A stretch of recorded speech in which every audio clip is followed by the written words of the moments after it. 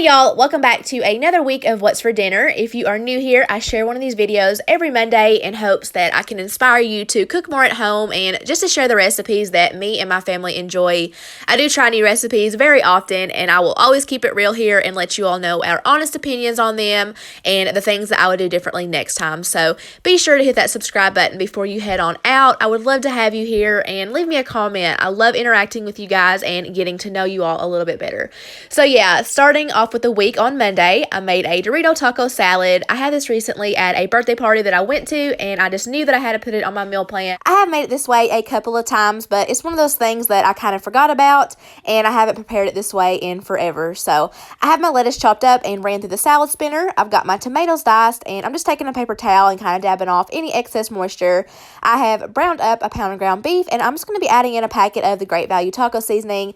I absolutely love the Great Value brand. It has cut my grocery bill way down, and I used to be that type of person that thought I always had to buy a name brand, but not anymore. Great Value is the way to go. In this little baggie, I'm just crushing up some Dorito chips, and I'm going to dump those in my bowl, as well as some tomatoes and some drained dark red kidney beans.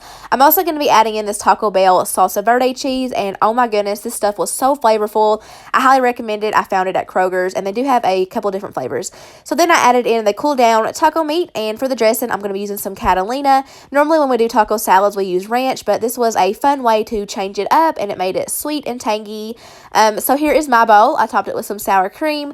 I think this recipe is great for summer since it's not like a hot meal, and I think it's great to bring to get-togethers. It's something different and something that I think most would enjoy. On Tuesday, we went over to my parents' house for dinner, and my dad made some fried potatoes, soup beans, and cornbread muffins, and some sauerkraut and weenies. This was my first time ever braving up to try the sauerkraut, and it's definitely different. I'm not too sure how I feel about it, but it wasn't bad, and I do think that I would try it again. On Wednesday, I made some Salisbury steak, so I just have some ground beef, Italian breadcrumbs, garlic and onion powder, ketchup, Worcestershire sauce, mustard, and a beaten egg. I'm just going to mix all that together in my bowl, form it into patties, and fry them up.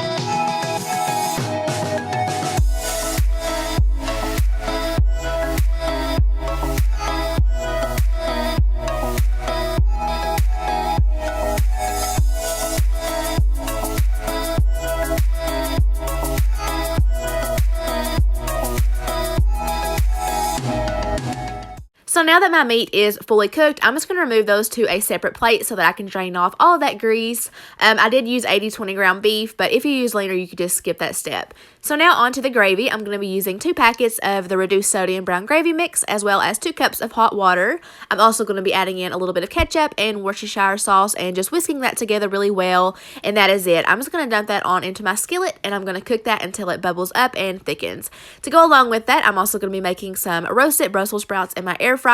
I see Amanda from Hot Mess Mom make these all the time, and they always look so good. So to my bowl, I'm just adding in some olive oil, some garlic sea salt, and black pepper, tossing that to coat, and then I'm going to dump it on into my air fryer basket and cook at 360 for 15 minutes, shaking halfway through. So here it is, all come together. I also made some homemade mashed potatoes and spooned plenty of that gravy over the top. I have made this Salisbury steak recipe so many times. It's definitely a favorite, and those roasted Brussels sprouts were amazing. I can see myself making these all the time.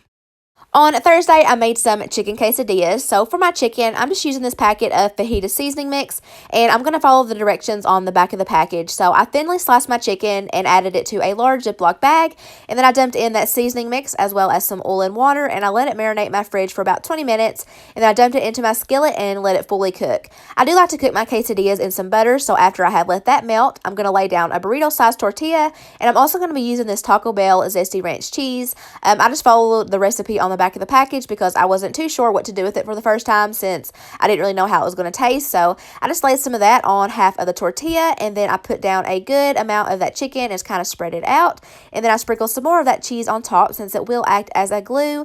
And then I'm going to fold it over and just cook that for a little bit on each side until it can get nice and brown and a little bit crispy. I cut my quesadilla into 4 pieces with a pizza cutter, and this was just so good. It was bursting with a ton of flavor, and I will definitely be buying that cheese again. I served some refried beans on the side, as well as some sour cream for dipping, and then I just kind of sprinkled everything with some parsley for color. On Friday, we had breakfast for dinner. It's always a favorite, and I try to do it once a week. So I started off by toasting up some bagels, and for the cheese, I'm using the Sargento mozzarella slices. I fried up some Wright brand Applewood smoked bacon. This was my first time buying it. I found it on sale, and I will definitely buy it again because we all absolutely loved it.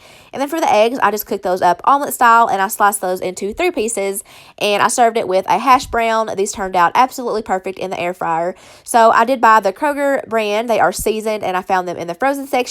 And I just cooked those at 400 degrees for 13 minutes, flipping halfway through.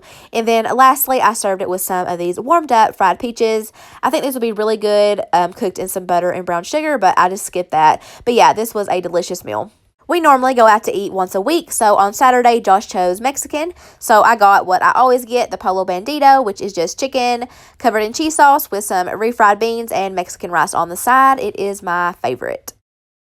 On Sunday, I made some cracked chicken, so I just placed 2 large chicken breasts in the bottom of my crock pot, and then I sprinkled on a packet of the ranch seasoning mix, followed by an 8-ounce block of cream cheese, popped my lid on, and cooked that on high for 2 hours. So when that time was up, I pulled out a hand mixer and shredded the chicken up that way. That's why my crock pot kind of looks a mess.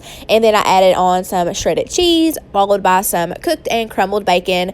Then I popped my lid back on until that cheese melted. It took about 10 minutes. To go along with that, I also made some homemade fries. So I just took some russet potatoes and peeled and cut those, let those soak in water for 30 minutes, and then I took them out and dried them really well with a towel, dried out my mixing bowl, added the fries back in, and then I drizzled in some olive oil and seasoned with some 21 seasoning salute. Since that is a salt-free seasoning, I also added in some salt as well. I gave that a good toss to make sure that every piece got coated well, and then I dumped that on into my air fryer basket. I should have preheated it, but I completely forgot.